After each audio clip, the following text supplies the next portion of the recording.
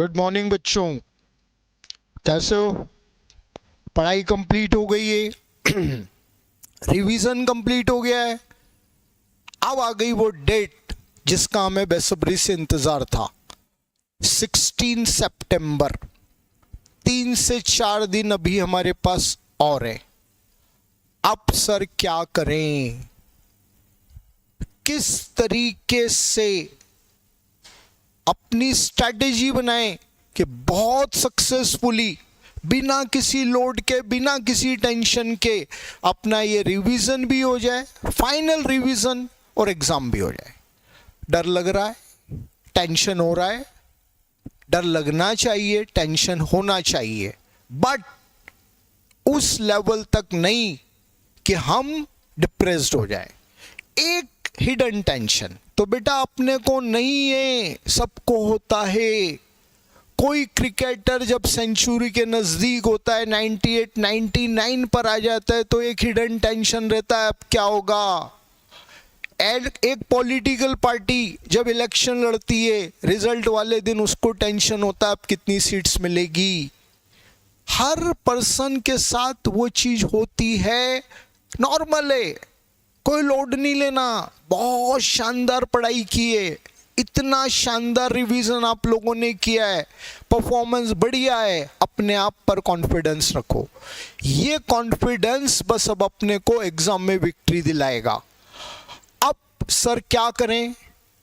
Final जो मैं आपको एडवाइस दूंगा वो है कॉन्सेप्ट ऑफ ट्रिपल पी।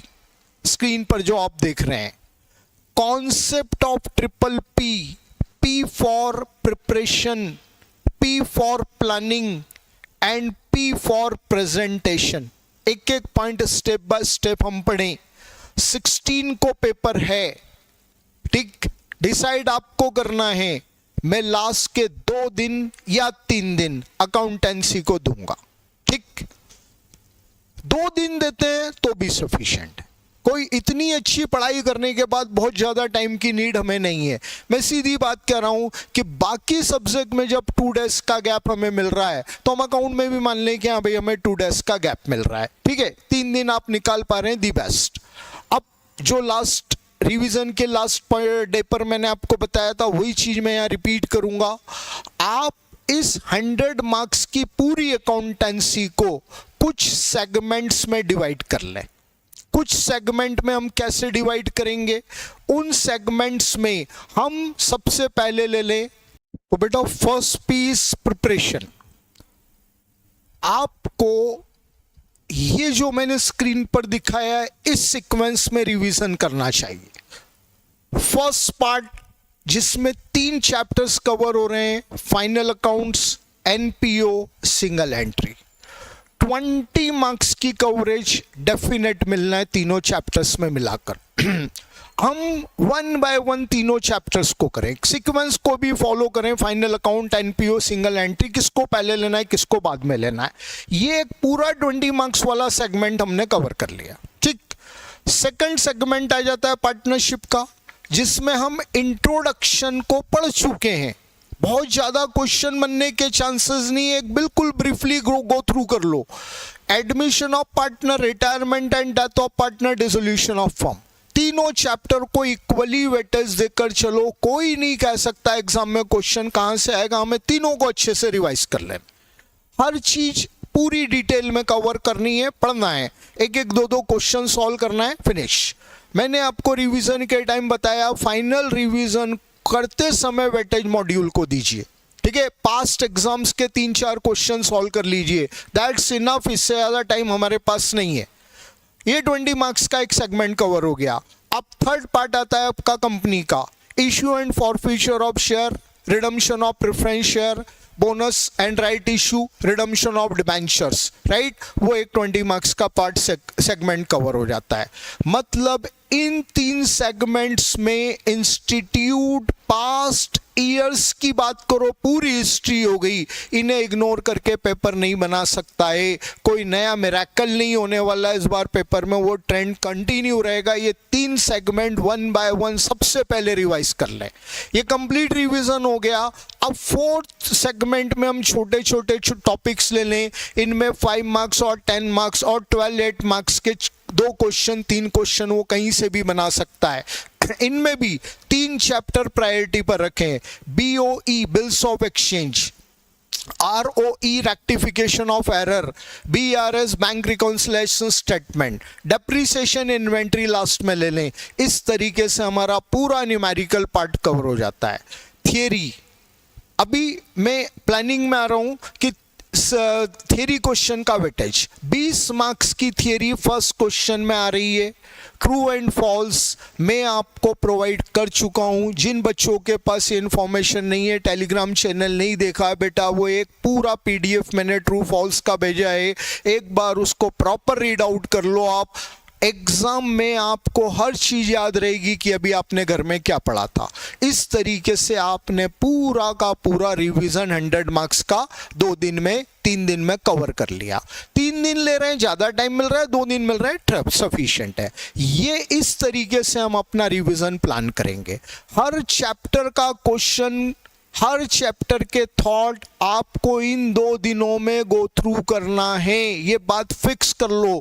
और कॉन्फिडेंट नहीं रहना 10 दिन पहले वो चैप्टर हमने रिवाइज कर लिया था, अब जरूरत नहीं है, नहीं, 2 दिन में हर चैप्टर गो थ्रू होना चाहिए।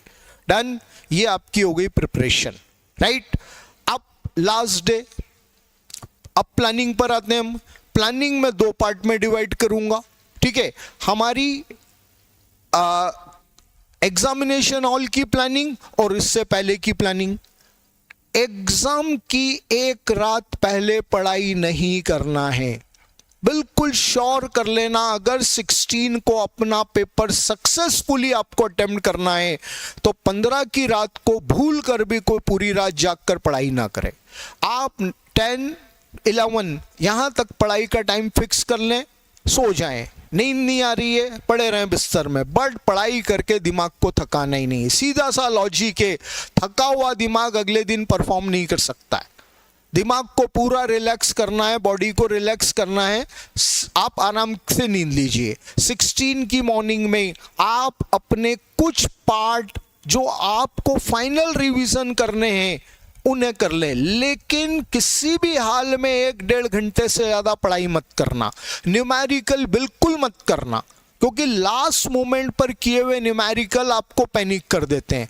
आपको कोई फॉर्मेट रिवाइज करना है, कंपनी से रिलेटेड कुछ सेक्शंस, आपका कुछ पॉइंट्स रिवाइज करने हैं, ठीक है, कोई फॉर्मेट आपको देखना है, थियरी को गो थ्रू करना है, ठीक है, 1-1.5 घंटा 2 घंटा सफिशिएंट है। और वो भी आप अर्ली आवर्स में, एग्जाम से पहले 3-4 घंटे बिल्कुल फ्री माइंड रहिए। बस ये अपनी प्लानिंग रहेगी। 16 सितंबर को पहला पेपर है बेटा जी, टाइम पर सेंटर पर पहुंच जाएं, अपना एग्जामिनेशन हॉल सर्च कर लें, किसी तरह का लोड नहीं लेना।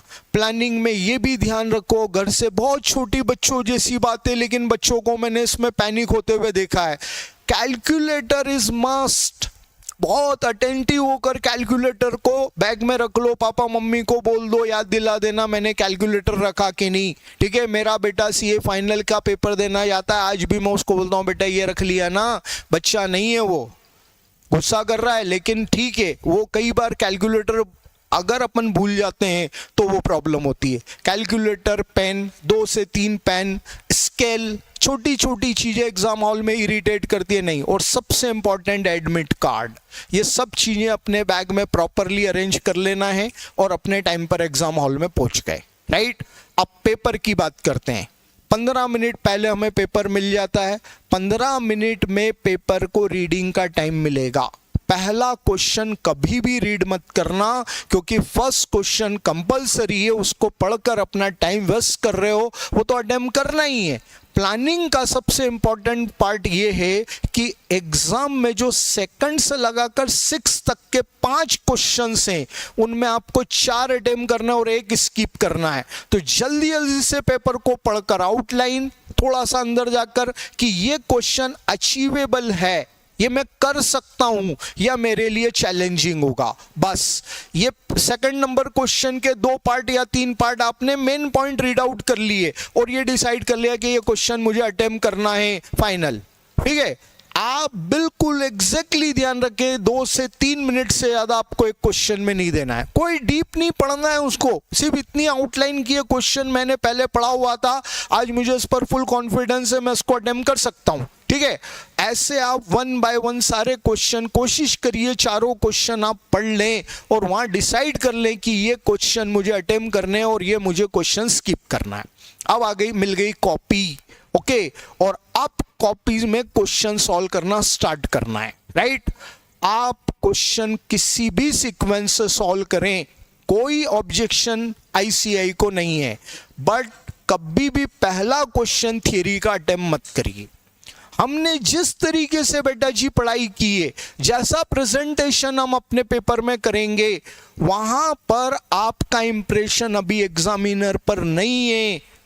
वहां थियरी में आप थोड़ा सा कहीं कुछ रिडक्शन करवा सकते हैं। अभी मैं फाइनल जब अपनी बात को कंप्लीट करूंगा तब इसका बेनिफिट समझ में आएगा। थियरी लास्ट में या सेकंड लास्ट क्वेश्चन में अटेम्प्ट करेंगे अपने थर्ड आवर में, अभी स्टार्टिंग नहीं करना। आपको सेकंड क्वेश्चन आता है, आप सेकंड क्वेश्चन पूरा सॉल्व कर दीजिए। थर्ड क्वेश्चन आपने अटेम्प्ट करने का डिसीजन लिया था, थर्ड क्वेश्चन पूरा सॉल्व कर दीजिए। फोर्थ को स्किप करने का बोला था, छोड़ दिया। फिफ्थ नंबर क्वेश्चन सॉल्व कर दिया, राइट है। 6 नंबर क्वेश्चन सॉल्व कर दिया। 4 क्वेश्चन न्यूमेरिकल हो गए, टाइम को ध्यान रखना, राइट। अब आखिरी के आधा घंटा बचा है, 20 मिनट बचा है, 40 मिनट बचा है, जो भी आपके पास टाइम बचा है, ठीक है, तो थियरी अटेम्प्ट कर लें। दूसरी स्ट्रेटेजी, फर्स्ट क्वेश्चन मतलब सेकंड नंबर क्वेश्चन जो पहले नंबर पर आपने कॉपी में अटेम्प्ट किया, पहला क्वेश्चन हो गया, दूसरा हो गया, तीसरा हो गया, ठीक है। अब आपका एक क्वेश्चन आपको थोड़ा सा चैलेंजिंग लग रहा है, ठीक है ना, मतलब 3 क्वेश्चन आप कंप्लीट कर चुके हैं, एक न्यूमेरिकल पेंडिंग बचा है आपकी कॉपी में जो चैलेंजिंग लग रहा है और थियरी है, तो सेकंड लास्ट क्वेश्चन थियरी का अटेम्प्ट कर दो और आखिरी क्वेश्चन जो चैलेंजिंग लग रहा है उसको अटेम्प्ट करो। मेरी बात समझ में आई? थियरी एट लास्ट, या फिर अगर लास्ट क्वेश्चन चैलेंजिंग लग रहा है तो सेकंड लास्ट। आपने बहुत सिस्टमेटिक न्यूमेरिकल सॉल्व किए तो एग्जामिनर कम थियरी के कंटेंट पर कम पढ़कर भी आपको ज्यादा मार्क्स देते हैं। यह बेनिफिट अपने को वहां पर लेना है। 1 बाय 1 सारे क्वेश्चंस कंप्लीटली सॉल्व कर लिए, ठीक। सर थोड़ा सा नेगेटिव बात कर रहा हूं, बोल बेटा क्या बोल रहा है? सर अगर मान लो मेरा पेपर छूट रहा है, अब लास्ट के 10 मिनट बचे और मेरा एक क्वेश्चन पेंडिंग है, 2 क्वेश्चन पेंडिंग है, तो बेटा जी जल्दी जल्दी कोशिश करके दोनों क्वेश्चंस को अटेम्प्ट करने की कोशिश करना।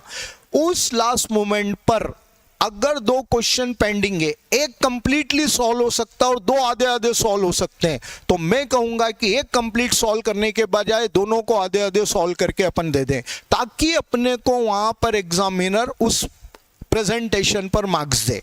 कुछ भी क्वेश्चन छोड़कर नहीं जाना है। ये हमारी पूरी पेपर की स्ट्रेटेजी प्लानिंग है।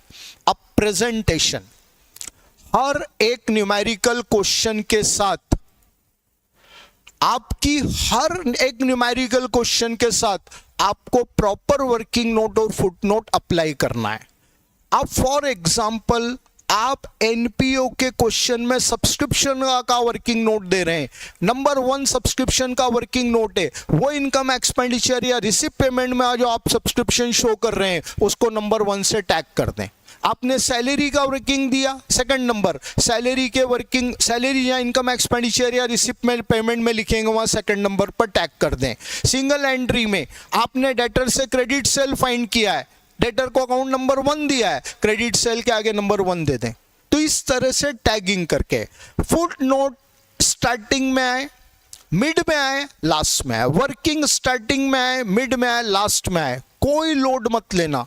पार्टनरशिप एक ऐसा टॉपिक है, कई सारे क्वेश्चन में पार्टनर्स कैपिटल विदाउट वर्किंग होता ही नहीं है, तो आप क्वेश्चन के मिड में वर्किंग शो कर रहे हैं, कोई ऑब्जेक्शन नहीं है। वर्किंग इज मस्ट, वो कहां लोकेटेड है वो मैटर नहीं करता है। बस इस तरीके से अपन ने प्रॉपर प्रेजेंटेशन दिया तो अपना पूरा पेपर कंप्लीटली सॉल्व हो जाता है। लास्ट 10 मिनट्स अगर लकीली हमने अपनी पूरी स्ट्रैटेजी के अकॉर्डिंग पूरे टाइम के लिमिट में पेपर सॉल्व किया और लास्ट के 5-7 मिनट अगर बच जाते हैं तो एक बार देख लें प्रॉपरली सारे क्वेश्चंस आ गए। इस तरीके से हमने अपना पूरा पेपर कंप्लीट किया। कॉपी सबमिट कर देना, बाहर आकर डिस्कशन नहीं करना। पेपर जो कॉपी आप सबमिट कर चुके हो उसको चेंज नहीं कर सकते हो, बाहर आकर डिस्कशन करते हैं। इन केस कोई नेगेटिव चीज अपने को समझ में आती है, याद आती है तो पैनिक होते हैं, अगले पेपर में टेंशन बढ़ाते हैं। जो हुआ 5 बजे के बाद अकाउंट्स को सोचना बंद, घर जाकर लॉ की प्लानिंग करेंगे। इस तरीके से हम अपना पूरा का पूरा सिस्टम फॉलो करते हैं। डन। लास्ट जो पॉइंट मैंने आपको बताए हैं उनको माइंड में रखिए बेटा। और सबसे इंपॉर्टेंट चीज जो पिछले 1 महीनों से मैं आप कह रहा हूं, अपनी स्टडी पर, अपने डेडिकेशन, अपनी हार्ड वर्किंग पर, अपने टीचर्स के सपोर्ट पर कॉन्फिडेंस रखिए। आपने बहुत मेहनत की है और हम लोगों ने भी आप लोगों के साथ मेहनत की है। ये जो जॉइंट एफर्ट है इसका रिजल्ट देने वाले आप ही हो। पैनिक नहीं होना, किसी भी तरह का कोई टेंशन नहीं लेना। हमने जो अपनी पढ़ाई की है वो बेस्ट है, बेस्ट टू बेस्ट है और उस पर हमारा परफॉर्मेंस भी बेस्ट होगा और रिजल्ट भी बेस्ट आएगा। ठीक है, कॉन्फिडेंट रहें। डाउट्स के लिए 16 सितंबर तक मैं आपके साथ अवेलेबल हूं, किसी भी तरह का लोड फील नहीं करें। ओके बेटा, ऑल दी बेस्ट, बहुत अच्छा करेंगे ये मुझे पूरी उम्मीद है। ठीक, आखिरी में एक शेर से अपनी बात कंप्लीट करूंगा। कौन कहता है आसमां में छेद नहीं होता, कौन कहता है आसमां में छेद नहीं होता, एक पत्थर तो तबीयत से उछालो यारो, और कौन कहता है सीए में रैंक नहीं लगती, एक बार नाटा में पढ़कर देखो तो यारो। थैंक यू बेटा, all the best. Again best करेंगे, कॉन्फिडेंट रहिए, किसी भी तरह का कोई टेंशन फील मत करिए। Okay, good day, good bye.